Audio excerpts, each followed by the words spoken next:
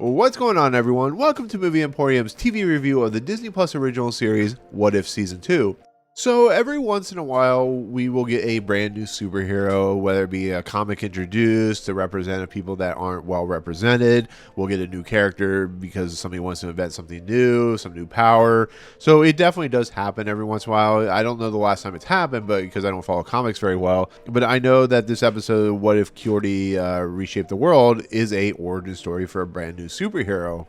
Now, Kahhori is a Mohawk tribe member. She is an individual that is being basically ousted by the Spanish Inquisition that is going on currently in her kind of era. And she is doing everything to protect her people, but it is not going very well, as we know. And so she finds herself traveling to this forbidden lake, which has been forbidden from her people because of some problems. And she finds herself like traveling. She falls in and she travels to this alternate dimension where she meets these people called Sky People. And it's this world that is basically, I don't know necessarily if it's created by the Tesseract, but it's a world that is a teleportation area for the Tesseract. And basically these people have fallen in. There was a war that happened, and they basically garner superpowers in the sense of like being able to control let's say like a Captain Planet type of scenario where they can control ways of the Earth and control like like keeping the Earth in check and grounded. And on top of that, you can use the Tesseract's powers to teleport and stuff like that, which they've kind of not used. And on top of everything, the Tesseract, why is it on Earth and how did it get to Earth? Well, this alternate reality, basically Odin and Sotor, who of course is voiced by Clancy Brown again, fought and Asgard was destroyed, and the Tesseract made itself known on Earth and found its way to Earth. And of course, this person, this Kahhori, because she has superpowers, is able to manipulate the Tesseract to do her will, so therefore she can go save her people. And it basically becomes, once again, an origin story for an individual that I guarantee you is going to be super popular with the population of the tribe nation. And this was an episode that they worked pretty well or pretty closely with the Mohawk tribe. And this episode has like hardly any English language, so a lot of it's in the native language of both Spanish and whatever the Mohawk tribe talks or their dialect. And it's an interesting story, to be fairly honest. It really is. Now, with that said, this episode might not go over well with people because the way comic book fans can be. But I found this a pretty powerful episode for this series. Creating a character that may be a little too overpowered, to be fairly honest. We're getting into like Captain Marvel / Wanda Maximoff territory here. Maybe a little problematic, but I think the fact that they use the land for what its purpose is, what they treat the stuff with respect. She's very powerful, so she wants to protect her people. I don't know if it's her son or her kid, or if somebody like very, very young, she wants to go after the Spanish Inquisition people to stop them. And it's about protecting your culture, your land, your nation, and something that a lot of people have seen throughout the decades and hundreds of years, where society just finds its way to collapse because certain countries or certain places in the world want to take it over because they want to own land and want to own property and control people. In essence, that's what this episode does. Not only does it introduce us to a superhero, but it introduces us to kind of what would happen if that superhero had the ability to change things for the better in a lot of respects. Now, with that said, who knows where Kahhori could land when it comes to a superhero, because she could be very much manipulated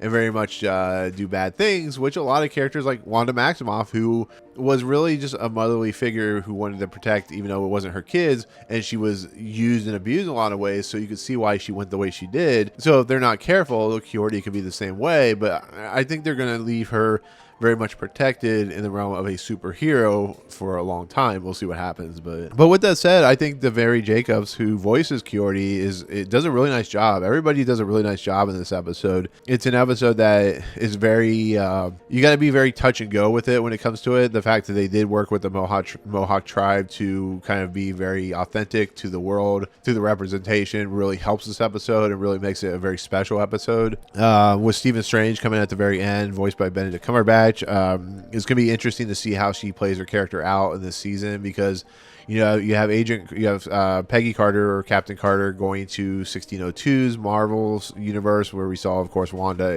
and Nick Fury.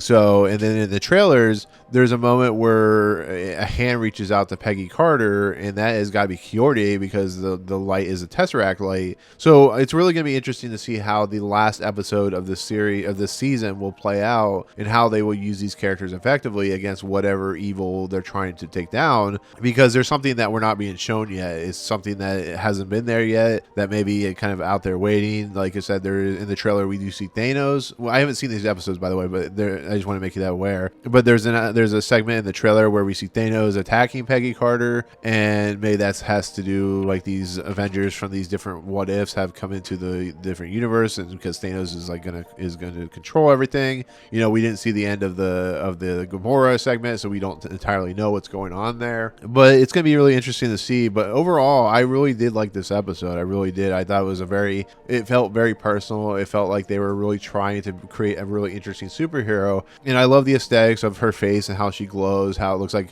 war paint in a lot of respects, but it's like a glowing, like bluish light, and her eyes, you know, light up and stuff like that. I like that she's not trying to kill anybody, but she's trying to protect her people by any means possible. And with her superpower and how she visits the Queen of England or Queen of Spain, you know, going through, and she's like, we're not here to rule your throne. We're here to show you a new world. And I laugh when she like levitates the queen and then throws her to the ground. But you know, I really appreciate that this character is more multidimensional than a lot of characters who get introduced could technically be. So therefore, her character is dealt with a lot of respect, and I really appreciate that.